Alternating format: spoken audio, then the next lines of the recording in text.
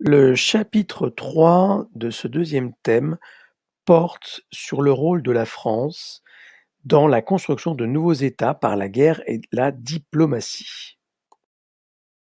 Sur cette carte de 1848, on voit que l'Allemagne et l'Italie n'existent pas. Par contre, elles sont composées d'une multitude d'États plus ou moins vastes.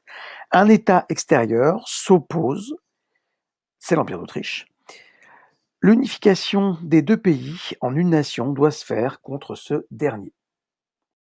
Ces deux ensembles du nord et du sud de l'Europe connaissent un sentiment national fort. Ils veulent former une nation déjà depuis le début du XIXe siècle. L'Autriche s'oppose à cela, elle va donc devoir être vaincue par les deux États. La France joue elle aussi un rôle important dans ces unifications. Parmi la multitude d'États en Italie et en Allemagne, à chaque fois, un va réaliser l'unification autour de lui. Il s'agit de la Prusse en Allemagne et du royaume du Piémont-Sardaigne pour l'Italie.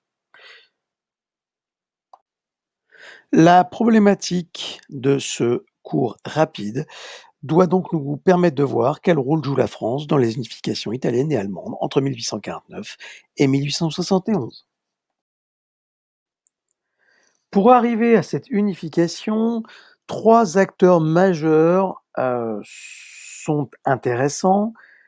2 Italiens, Cavour, Premier ministre du roi Victor Emmanuel II et Napoléon III, empereur de France.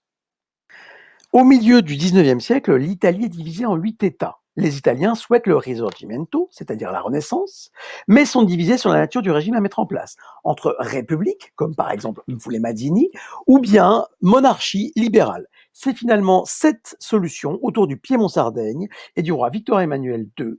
L'entrevue de Plombières en 1858 scelle l'alliance entre la France et le Piémont-Sardaigne. Celle-ci prend forme en 1859 par un engagement militaire, la guerre et la victoire de la France contre l'Autriche, à Magenta ou bien Solferino.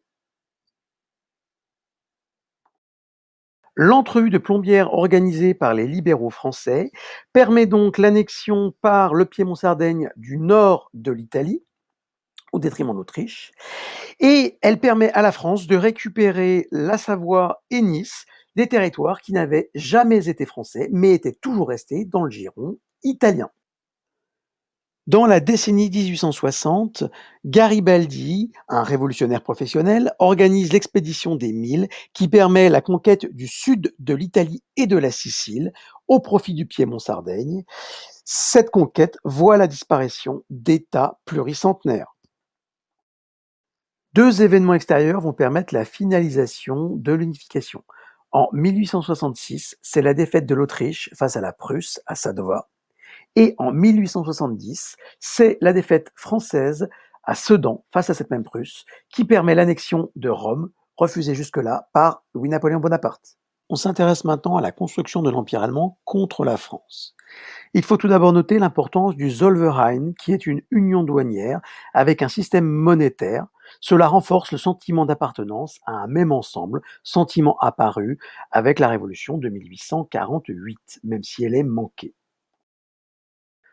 Au milieu du XIXe siècle, l'Allemagne est morcelée en 39 États. La Prusse en est certainement le plus important. Elle a à sa tête le roi Guillaume Ier. Celui-ci s'adjoint comme chancelier Otto von Bismarck, qui va être l'artisan de l'unification et de la création de l'Allemagne. Ce dernier, nommé en 1862, fait l'unification par la diplomatie ou bien la guerre contre le Danemark, l'Autriche, la France. C'est après la chute de l'Empire français en 1870 qu'il peut faire proclamer l'Empire allemand à Versailles en 1871.